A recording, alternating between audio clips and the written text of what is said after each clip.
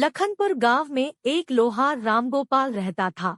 उसका एक भरा पूरा परिवार था, जिसका पालन पोषण करने के लिए उसे कई बार दिन रात काम करना पड़ता था। रोज की तरह आज भी काम पर जाने से पहले रामगोपाल ने अपना खाने का डिब्बा बांधने के लिए अपनी पत्नी से कहा।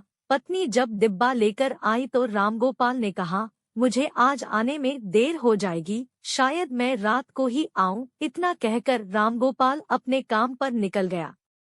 काम पर जाने का रास्ता एक जंगल से होकर गुजरता था। वहां जैसे ही रामगोपाल पहुंचा उसे कुछ आवाज सुनाई दी। जैसे ही रामगोपाल कुछ पास गया तो उसने देखा कि एक साधु भगवान का मंत्र जपने के साथ ही हंस रहा है। हैरान होकर रामगोपाल ने पूछा, आप ठीक हैं? उस साधु को रामगोपाल नहीं जानता था, लेकिन साधु ने एकदम से उसका नाम लेकर कहा, आओ रामगोपाल बेटा, मैं तुम्हारा ही इंतजार कर रहा था। मैं भूखा हूँ, मुझे अपने खाने के डिब्बे से कुछ खिला दो। बाबा से अपना नाम सुनकर रामगोपाल हैरान था, लेकिन उसने कोई सवाल नहीं किया और सीधा अपना खाने का डिब्बा निकालकर उन्हें दे दिया। देखते ही देखते बाबा ने रामगोपाल का सारा खाना खा लिया। उसके बाद उस साधु ने कहा, बेटा मैं तो सारा खाना खा गया, अब तुम क्या खाओगे? मुझे माफ करना। रामगोपाल ने कहा, कोई बात नहीं बाबा, मैं काम के लिए बाजार जा रहा हूँ, तो मैं वहीं कुछ खा लूंगा। यह सुनकर उस साधु ने रामगोपाल को खूब आशीर्वाद दिया और भेंट के तौर पर एक हथौड़ा दे दिया। रामगोपाल ने कहा, आपका आशीर्वाद काफी है, मैं इस हथौड़े का क्या करूंगा? इसे आप ही रखिए। साधु ने जवाब देते हुए कहा, बेटा यह मामूली हथौड़ा नहीं है, यह जादुई हथौड़ा है जो मेरे गुरु ने मुझे दिया था और अब मैं तुझे दे रहा हूँ, क्योंकि तुम्हारा दिल साफ है।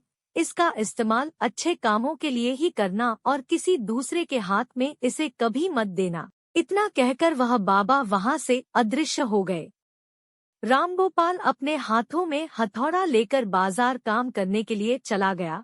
औजार बनाने से पहले उसके दिमाग में आया कि आज इसी हथौड़े से लोहा पीटता हूँ। जैसे ही उसने लोहे पर हथौड़े से चोट मारी वो सीधा औजार बन गया। दूसरी चोट में लोहे के बर्तन बन गए।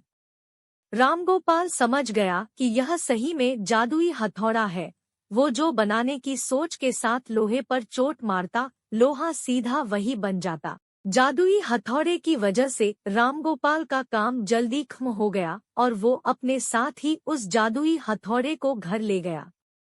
इसी तरह रोज रामगोपाल उस हथौड़े से जल्दी काम खत्म कर लेता और कई बार ज्यादा बर्तन बनाकर उन्हें गांव के लोगों को भी बेच देता था। धीरे धीरे उसके घर के हालात पहले से कुछ ठीक होने लगे।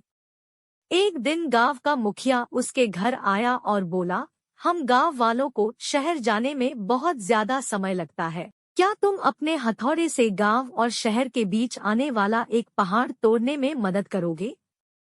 इससे बीच में एक सड़क बना लेंगे और गांव से शहर का सफर आसान और छोटा हो जाएगा। मुखिया की बात सुनकर रामगोपाल ने उस जादुई हथौड़े से उस पहाड़ को तोड़ दिया। मुखिया और गांव के लोग बहुत खुश हुए और उसे खूब शाबाशी दी। पहाड़ तोड़ने के बाद घर लौटते समय लोहार के मन में हुआ कि इस जादुई हथौड़े से मेरा काम जल्दी हो जाता है, लेकिन कुछ ज्यादा फायदा तो हो नहीं रहा है। इसी सोच में डूबे हुए लोहार घर जाने की जगह दुखी होकर जंगल की तरफ चला गया। उस जंगल में वही साधु बाबा लोहार को दोबारा दिखे। लोहार ने उन्हें अपने मन की सारी बातें बता दी। साधु ने कहा, इसका उपयोग सिर्फ औजार और बर्तन बनाने व पहाड़ तोड़ने तक सीमित नहीं है। इससे तुम अपने मन का कुछ भी बना सकते हो और किसी भी कठिन चीज को आसानी से तोड़ सकते हो।